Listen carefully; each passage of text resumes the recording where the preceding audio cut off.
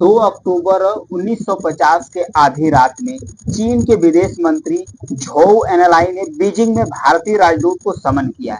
एनलाई ने एक संदेश दिया कि अगर अमेरिका की सेना कोरियाई युद्ध में जो पैरेलल लाइन है, 38वीं पैरेलल लाइन है, अगर इसको क्रॉस करती है, जो 38वीं पैरेलल लाइन है, ये साउथ कोरिया और नॉर्थ कोरिया को डिवाइड करता है। तो जो साउथ कोरिया के 38 जो पैरेलल लाइन है, इसे क्रॉस करके नॉर्थ कोरिया में अगर एंटर करता है तो जो चाइना की सेना है अमेरिका पर अटैक कर दी, ये कहा गया। राजदूत ने उसी रात भारत के पहले प्रधानमंत्री पंडित जवाहरलाल नेहरू को पूरी बात बताई। नेहरू जी ने अमेरिकी राष्ट्रपति ट्रूमैन और ब्रिटेन के प्रधानमंत्री एटली को तुरंत मैसेज पहुंचाया। नेहरू के संदेश को अमेरिका ने गंभीरता से नहीं लिया, तो नतीजा यह हुआ कि चीन भी इस जंग में कूद गया। तमाम कोशिशों के बावजूद 3 साल 1 महीने 2 दिन के बाद युद्ध विराम हुआ। तब तक करीब 30 लाख लोग मारे जा चुके थे। तब तक 30 लाख लोग मारे जा चुके थे। तो अभी ये चर्चा में क्यों है? अभी ये चर्चा में इसलिए है कि भारत के प्रधानमंत्री, तत्काल प्रधानमंत्री पीएम मोदी जो पोलैंड है उसकी यात्रा पर गए हैं 2 दिन के लिए। उसके बाद वो यूक्रेन की यात्रा पर जाएंगे। तो यूक्रेन की यात्रा पर जाएंगे क्योंकि भारत का संबंध रूस से भी बेहतर है, यूक्रेन से भी बेहतर है। तो जो रूस यूक्रेन के बीच में जो जंग चल रही है, पिछले 2 साल से भी अधिक हो गया, उसमें मध्यस्थता कराने में, युद्ध को विराम करवाने में भारत के प्रधानमंत्री पीएम मोदी क्या जो पहले प्रधानमंत्री पंडित नेहरू हैं उसी की तरीके महत्वपूर्ण भूमिका निभा सकते हैं। तो आइए समझते हैं कि पंडित नेहरू कोरियाई युद्ध में किस तरीके से महत्वपूर्ण भूमिका निभाई थी कि युद्ध रुक गया था। तो आइए शुरू करते हैं वीडियो को क्वेश्चन और आंसर के माध्यम से। जो लोग चैनल पर नए हैं प्लीज चैनल को लाइक, शेयर और सब्सक्राइब जरूर कीजिएगा। तो आइए शुरू करते हैं कि किस तरीके से चर्चा में ये आया हुआ है। कोरिया की जंग क्यों शुरू हुई और कैसे शुरू हुई, सबसे पहले इसको देखते हैं। कोरिया एक पेनिनसुला इलाका है, यहाँ पर देख सकते हैं कोरिया का इलाका एक पेनिनसुला इलाका है। कोरिया यानी 3 तरफ से समुद्र से घिरा है और एक तरफ मेनलैंड से। यहाँ पर देख सकते हैं 3 तरफ से समुद्र से घिरा है, एक तरफ जो चाइना वाला एरिया है यहाँ से सिर्फ लैंड से घिरा हुआ है। यहाँ 1904 तक कोरियाई साम्राज्य का शासन था। 1904 तक यहाँ पर कोरियाई साम्राज्य का पूरे कोरियाई ब्लॉक पर शासन हुआ करता था। फिर उसके बाद 1904-5 में जापान चीन के बीच में, 1904 और 5 के दौरान ही जापान और चीन के बीच में, यहाँ पर नीचे जापान है और ऊपर चीन है, इसके बीच में भीषण युद्ध होता है।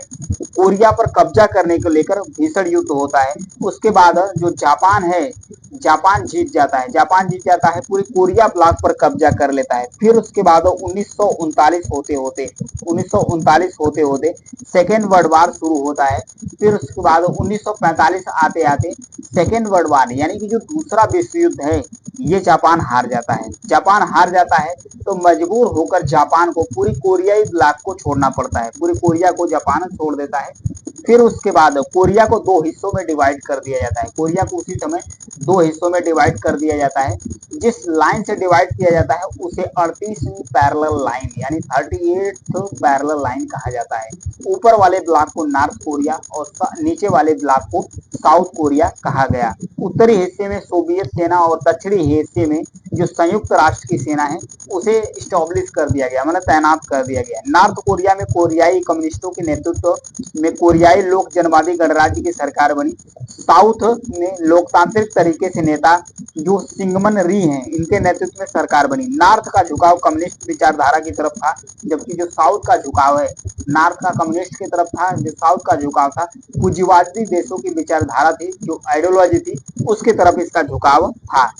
फिर उसके बाद इसमें हुआ क्या, यहीं से विवाद शुरू हुआ था, जो झुकाव की वजह से, आइडियोलॉजी की वजह से। नॉर्थ कोरिया ने 25 जून 1950 को 38वीं पैरेलल लाइन पार कर लिया और साउथ कोरिया पर हमला कर दिया। नॉर्थ कोरिया ही 25 जून को करता क्या है, 1950 को ये जो पैरेलल लाइन है 38वीं इसे क्रॉस करता है और साउथ कोरिया पर हमला कर देता है। फिर उसके बाद दोनों ही देशों के बीच में युद्ध शुरू हो जाता है। फिर इस युद्ध में, कोरिया के जंग में अमेरिका और चीन आमने सामने कैसे आ जाते हैं, इसके बारे में समझने की कोशिश करते हैं। मैप के माध्यम से ही समझते हैं इसको कि किस तरीके से दोनों ही देश आमने सामने, यानी कि चाइना और अमेरिका किस तरीके से इस युद्ध में कूद जाते हैं। क्योंकि कोरिया युद्ध में की जब शुरुआत हुई थी तो दुनिया की नजर किस पर टिकी थी, यूनाइटेड नेशन यानी कि जो यूएन है उस पर नजर टिकी थी पूरी दुनिया की, कि किस तरीके से जो यूनाइटेड नेशन है युद्ध विराम करवा सकता है। यूएन में वोटिंग कराएगी, अमेरिका ने दबाव डालकर यूएन यानी यूनाइटेड नेशन में वोटिंग कराई और साउथ कोरिया का सुरक्षा का जिम्मा ले लिया। उसके बाद साउथ कोरिया की जब सुरक्षा का जिम्मा लिया तो दूसरे विश्व युद्ध में जापान को सरेंडर कराने के बाद अमेरिका के जो जनरल है मैक आर्थर के नेतृत्व में सेना की एक टुकड़ी कोरिया पहुंच गई। यहाँ पर साउथ कोरिया की जब जिम्मेदारी किसने ले लिया, अमेरिका ने ले लिया, यहाँ पर पहुंच गई खतरनाक नापाम बम के साथ। अमेरिका के जो फाइटर उड़ान प्लेन है वो उड़ना शुरू कर दी। अमेरिका की सेना B-29 और B-51 बम वर्षक विमान ने नॉर्थ कोरिया के गांव को भी तबाह करना शुरू कर दिया। यहाँ पर देखिए गांव को तबाह करना शुरू कर दिया। उसके बाद शुरुआती हिचक के बाद चीन ने नॉर्थ कोरिया का साथ देना शुरू कर दिया था। हालांकि अभी उसने अमेरिका के खिलाफ सेना अपनी नहीं उतारी थी। सोवियत संघ भी नॉर्थ कोरिया को हथियार दे रहा था लेकिन उसने भी अपनी सेना नहीं उतारी थी। फिर जनवरी 1951 में, जनवरी 1951 तक अमेरिका की सेना ने नॉर्थ कोरिया की जो कम्युनिस्ट सेना है उसको न सिर्फ 38वीं पैरेलल लाइन को पीछे धकेल दिया बल्कि जो यालू नदी है, यालू नदी कहाँ पर है, यहाँ पर यालू नदी है जो नॉर्थ कोरिया और चाइना के बॉर्डर पर यालू रिवर है, इसके अमेरिका की सेना ने नॉर्थ कोरिया की सेना को पीछे ढकेल दिया है। यानी कि जो नॉर्थ कोरिया की सेना है ये चाइना पहुंच गई। फिर अब चाइना के पास कोई रास्ता बचा नहीं। ऐसे में चीन को डर सताने लगा कि कहीं जो जनरल डगलस मैक आर्थर है अपनी सेना के साथ चीन के सेना में सीमा में न घुस जाए, चीन पर न अटैक कर दे। ऐसे में चीन ने खुलकर नॉर्थ कोरिया का साथ देना शुरू कर दिया और अग्रेसिव तरीके से, चाइना के द्वारा अग्रेसिव तरीके से जो अमेरिका की सेना है नॉर्थ कोरिया के अंदर इस पर अटैक करना शुरू कर दिया। जैसे ही अटैक करता है चाइना नॉर्थ कोरिया के अंदर, वैसे ही जो अमेरिका की सेना है पीछे हटना शुरू करती है। फिर पीछे हटते हटते जो ये 38वीं पैरेलल लाइन है यहाँ पर जो अमेरिका की सेना है यहाँ पर आके रुक जाती है।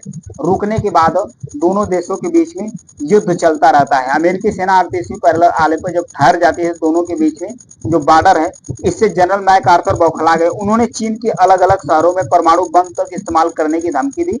जवाब में चीन के सुप्रीम लीडर माओ ने कहा कि 60 करोड़ की आबादी है। उन्होंने कहा कि हमारी आबादी 60 करोड़ की है, यानी कि चाइना की आबादी उस समय कितनी थी, 60 करोड़ की थी। अगर उन्होंने कहा कि मेरी आधी आबादी भी अगर खत्म हो जाती तब भी हम 30 करोड़ बचेंगे। अगर हमने जो परमाणु हथियार है वो अमेरिका पर गिरा दिया तो सोच लो आपका क्या होगा, यानी तुम्हारा क्या होगा, ये चाइना कह रहा है। चाइना कह रहा है तो इस समय मामला कुछ ठप हुआ। फिर उसके बाद समझते हैं कि जब चीन अमेरिका का हाथ खून से लथपथ हो गया था तो भारत ने क्या भूमिका निभाई थी। भारत के बारे में समझते हैं कि भारत ने क्या भूमिका निभाई थी। उस वक्त भारत को आजादी मिले मात्र 3 से 4 साल हुआ था, यानी 1947 में भारत की आजाद हुआ था। फिर 1950 में युद्ध ही शुरू हुआ था, यानी 3 से 4 साल हो गया था भारत को आजाद हुए।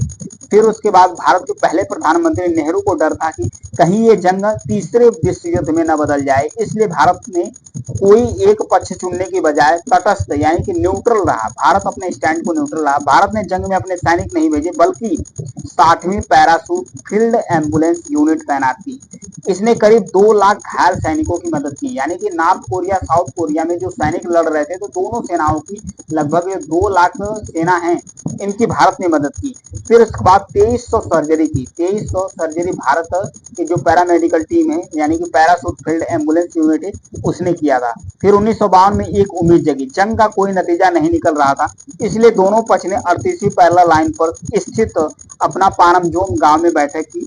कई मुद्दों पर सहमति बनी लेकिन 1.70 लगभग 2.25 लाख युद्ध बंदियों पर विवाद बना रहा। यहीं पर भारत की एक महत्वपूर्ण भूमिका आती है इस युद्ध बंदियों को लेकर। यहीं पर भारत की जब एंट्री होती है तो समाधान निकालने के लिए पंडित नेहरू विशेष राजदूत बीके किशन मेनन को अपॉइंट करते हैं। मेनन ने एक बेहतरीन प्रस्ताव दिया। उन्होंने कहा कि युद्ध बंदियों के लिए एक कमीशन बनाया जाएगा, जो बंदी वापस लौटना चाहते हैं उन्हें वापस जाने दिया जाएगा, जो नहीं जाना चाहते हैं उन्हें यूनाइटेड नेशन जो संयुक्त राष्ट्र है उसके देख रेख में उन्हें रखा जाएगा। फिर उसके बाद सोवियत यूनियन तैयार नहीं हो रहा था, नतीजा फिर से जंग छिड़ गया। लगातार कोशिशों के बाद नॉर्थ और साउथ कोरिया ने 1953 में फाइनली 1953 में आकर युद्ध विराम पर साइन कर लेते हैं। हालांकि युद्धबंदियों का मुद्दा अभी भी नहीं सुलझा था। नई कमेटी बनी जिसकी अध्यक्षता भारत को दी गई। कई देशों ने इस पर सवाल खड़ा किया कि क्या भारत इतना बड़ा जो टास्क है वो पूरा कर पाएगा, क्योंकि सभी 1.70 लगभग 2.25 लाख युद्धबंदियों को एक कैंप में रखा गया था। जनरल थिमैया के नेतृत्व में भारतीय सैनिक तैनात थे। अलग अलग बैच में सैनिकों को उनके घर पहुंचा दिया गया था। हालांकि जंग के बाद करीब 22,000 सैनिकों ने घर लौटने से इनकार कर दिया। जो 22,000 इसमें सैनिक थे घर लौटने से इनकार कर दिया था। उनकी कस्टडी भारत को मिल गई थी। अलग अलग ग्रुप के सौंपने के बाद भारत लगभग जो 88 बंदी बचे थे जिन्हें भारत ले आई, यानी भारत ने कोई भी काम अधूरा नहीं छोड़ा। जो सैनिक लौटे उसे वापस लौटा दिया, जो नहीं यूएन की कस्टडी में गए उन्हें कस्टडी में भेज दिया।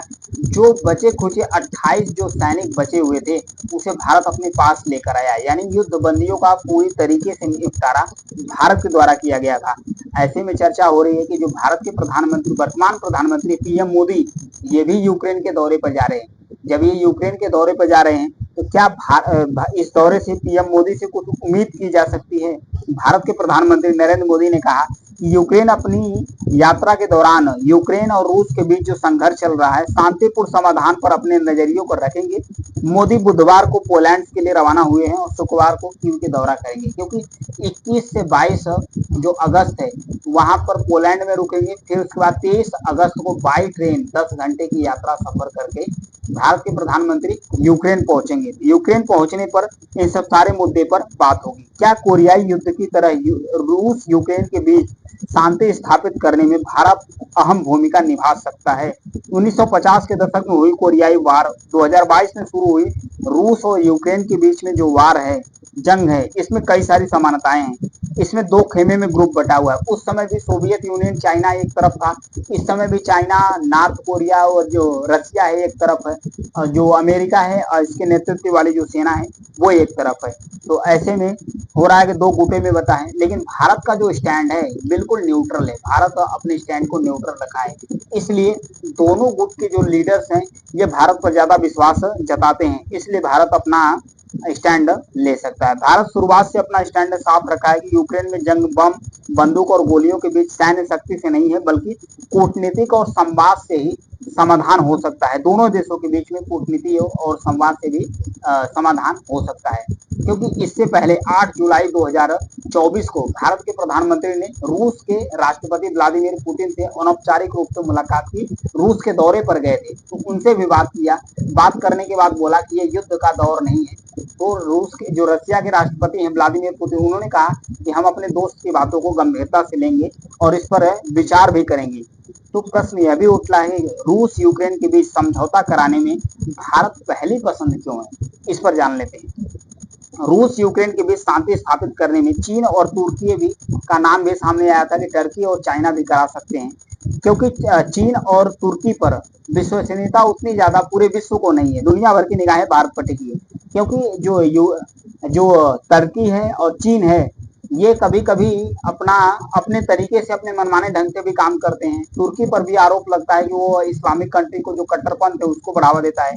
चाइना के ऊपर तो आरोप लगते हैं, बहुत सारे आरोप लगते हैं, इसलिए भारत पर पसंद है। क्योंकि रसिया है ये भी भारत पर ट्रस्ट करता है और अमेरिका है जो यूएसए है ये भी भारत पर ट्रस्ट करता है। इसलिए पूरी दुनिया की निगाहें भारत पर टिकी है कि भारत ही दोनों देशों के बीच में मीडिएशन करा सकता है। अगर भारत मध्यस्थता कराता है तो उसकी शुरुआत कैसे होगी इसके बारे में समझते हैं। क्योंकि मध्यस्थता 7 दशक पुरानी कोरियाई युद्ध के दौरान अपनी स्ट्रैटेजी के तहत काम कर सकती है। शुरुआत में भारत मानवीय आधार पर कैदियों की अदला बदली, परमाणु ऊर्जा जो संयंत्र है उसकी सुरक्षा, क्लस्टर बम का इस्तेमाल न करने, युद्ध क्षेत्रों से नागरिकों को बाहर निकालने जैसे समझौतों पर दोनों पक्षों को राजी करा सकता है। उसके बाद भारत क्या होगा? इस प्रक्रिया से पैदा हुआ जो आपसी विश्वास है इससे युद्ध विराम हो सकता है। दोनों देशों के बीच में युद्ध विराम हो सकता है जब दोनों देशों के बीच में आपसी विवाद मतलब आपसी विश्वास पैदा होगा। इलाकों को डीलिमिटाइज किया जा सकता है, जिससे रूस और यूक्रेन अपनी अपनी सेनाओं को मौजूदा स्थिति से कई किलोमीटर पीछे हटा ले।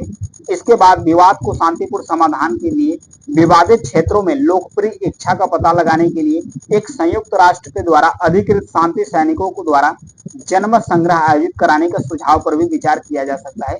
इस माध्यम से भारत और दोनों देशों के बीच में शांति स्थापित करा सकता है। एक तस्वीर है कोरियाई सैनिकों की। ये तस्वीर जंग के दौरान पकड़े गए जो कोरिया के सैनिक हैं। दोनों तरफ के लाखों सैनिक युद्धबंदी बनाए गए थे।